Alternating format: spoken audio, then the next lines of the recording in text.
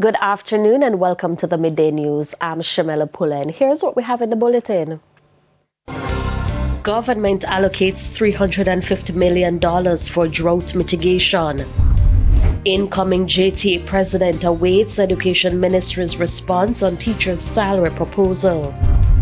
And later in sports, CWI president defends head coach. Now the details. Minister without portfolio with responsibility for water, Matthew Samuda, has announced the allocation of $350 million Jamaican dollars for drought mitigation measures. The announcement comes as several communities across the community reel from severe dry conditions resulting in low water supply. $250 million, which will be executed by the Ministry of Economic Growth and Job Creation, which will see trucking, something I hate to discuss, but trucking that will be directed through members of parliament to the tune of approximately $150 million. It will see further trucking support to the National Water Commission of approximately $50 million to service critical infrastructure and $50 million towards additional tank purchases. Special arrangements are also being made for farmers. Mr. Samuda says Agriculture Minister Floyd Green will provide more details in the days ahead. We will execute drought mitigation measures for our farmers to the tune of $100 million. That will be shared between water, trucking, drip irrigation systems, and grass purchases. He will speak to that in greater detail later this week. In the meantime, acting president of the National Water Commission, Garth Jackson, gave an update on the impact of the current drought on its water supply systems. About 44 of those have been affected in some way by the dry season. 23 of those are operating probably just below 50% capacity, but the rest of them are above that and all others. Now, you'll see from the slide that the eastern parishes, and this is consistent with what both Evan and Peter pointed out, eastern parishes have about 40 systems which are affected by the dry season, whereas the western parishes have just about 3 which are affected. The rest of the systems, Hanover, Westmoreland, Manchester, all are operating largely at capacity currently.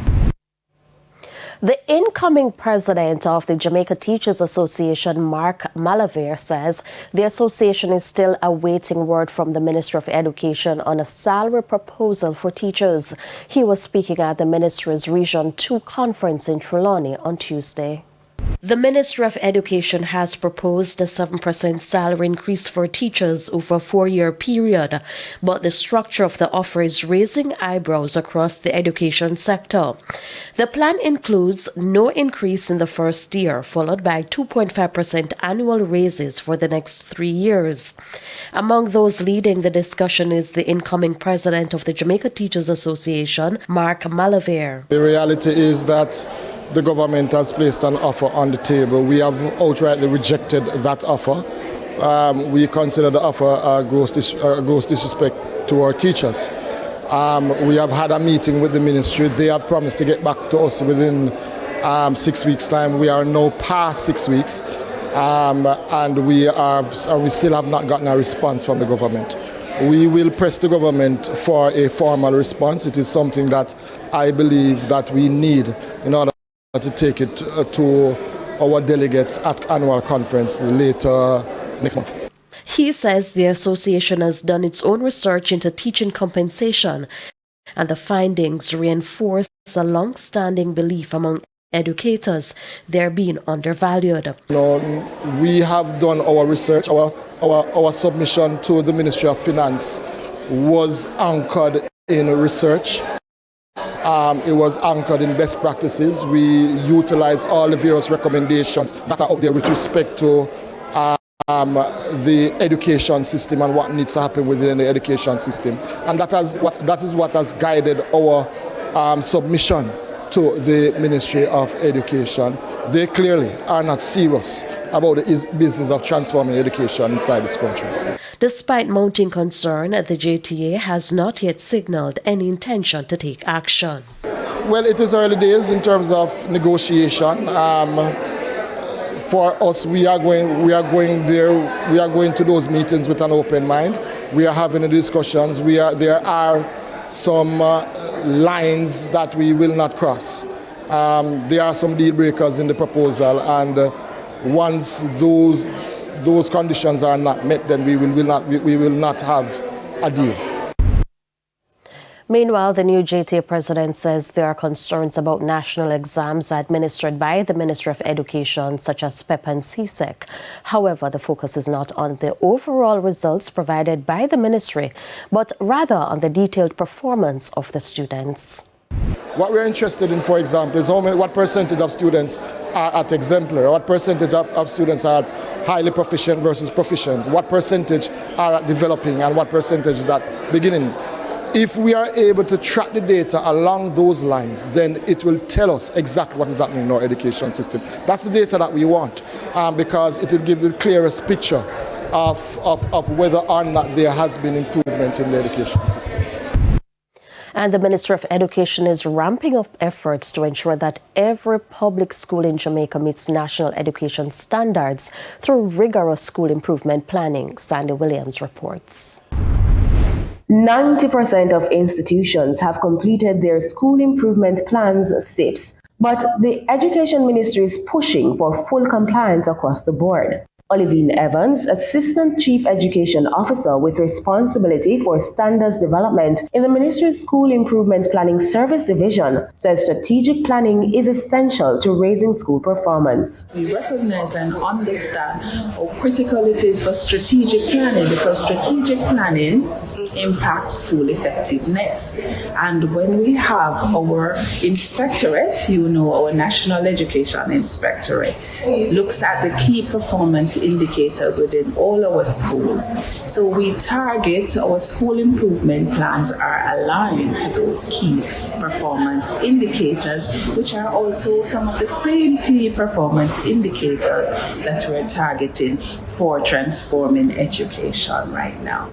The aim of school improvement planning is to boost the quality of teaching and learning in every classroom. We want to ensure that our students leaving primary schools to start with are ready to access secondary level instructions, and similarly we want to ensure that our students leaving secondary education, whatever path, whether it is to go to the world of work or to continue their education, they would have at least attained the minimum standards to transition to the next level.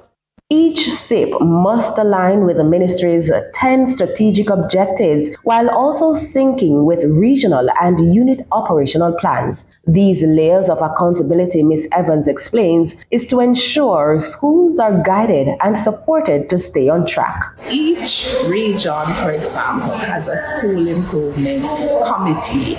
That committee monitors what is happening in all the schools within that region in terms of the targets that they have set for school improvement.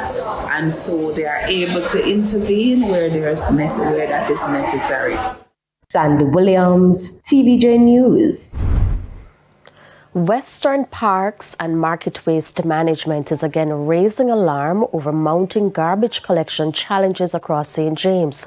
But the agency found itself on the receiving end of sharp criticism from councillors during the latest meeting of the St. James Municipal Corporation. Illegal dump sites continue to sprout across St. James, compounding a growing backlog in garbage collection. WPM Representative Roxanne Hales pointed to the issues at the latest meeting of the Municipal Corporation. This remains a significant challenge for us. Poor containerization of waste by residents and commercial operators. Migrating waste, low-hanging wires which make it difficult to complete or collect some areas. Major areas of concerns are Ogre Lane, Norwood, Worker Hill, Flagstaff, Malden, Barnet Bush, Meadows of Irwin, just to name a few. The WPM warned that if the situation is not brought under control, the parish could face serious environmental and health risks. But despite them being a nuisance, the WPM representative says the areas continue to be cleaned by its team. That waste is frequently deposited at these locations during the night hours. To address this issue, frequent maintenance is carried out, with particular emphasis on early morning cleanups to restore the affected areas and reduce public health risks. As for garbage backlog, some 46 districts within the parish have uncollected waste. The WPM says the reason for those challenges include poor containerization, deplorable road conditions, and low-hanging wires which impede the movement of its units. But Minority Leader in the corporation, Michael Troop, says with the government recently handing over new trucks to the Western Parks and Market WPM, there should not have been any issues with the frequent collection of garbage. Hence, the question I want to ask, how many new trucks are working? In response, WPM says it is looking at short-term interventions, including repairs to downed trucks and redeployment of resources. With the rainfall that we had in June, it prevented quite a bit of second trips. And yes, you know, when we have a lot of rain, we have tire issues, and there will be late dispatch, maybe a truck moving out half an hour later, 6:30 instead of the 6 a.m. that we earmarked for. But Granville, sir, we try, gutters, all of those areas, we try to ensure we address them. Shane Masters, TVJ News. The National Water Commission, NWC, is again being taken to task for digging a road to fix pipes and then leaving it in a state of disrepair. This time, residents of Orange Field in St. Catherine took to the streets this week to protest against the state of the road after NWC contractors finished their work.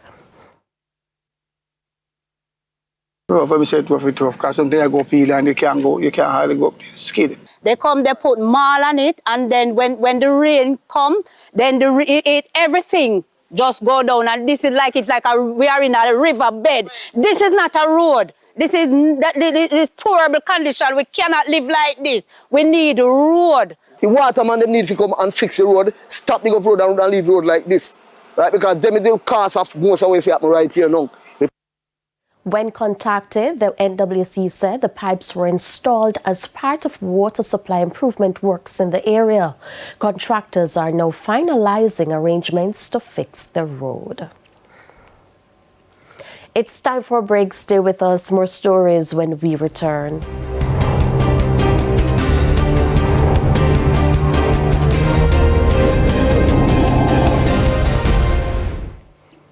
Welcome back to the Midday News.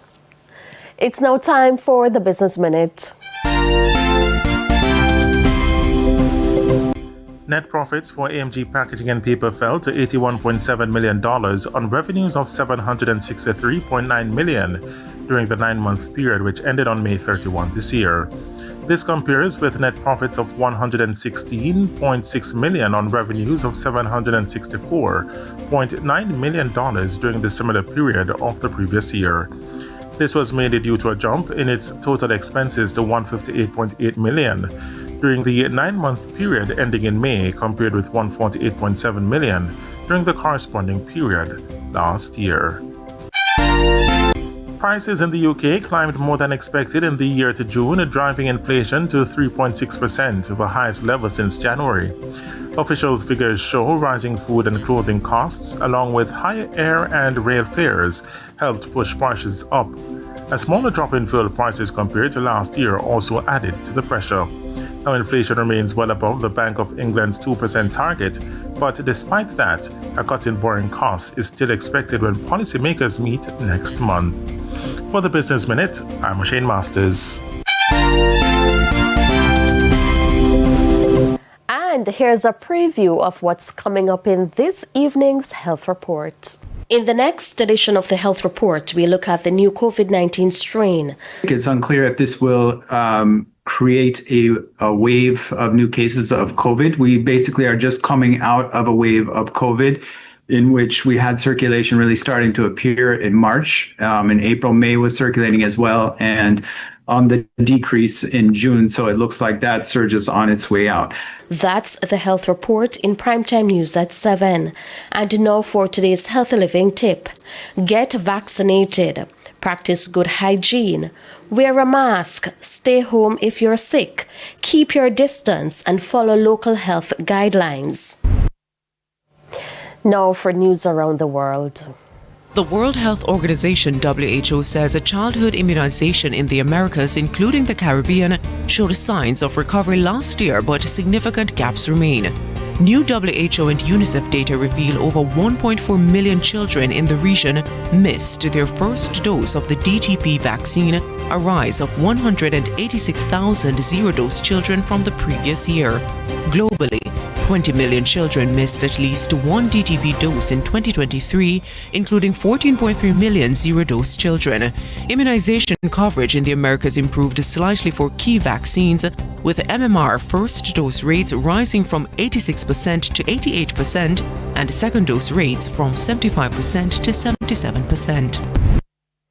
Thank you, Nakinske. We take another break. Sports is next.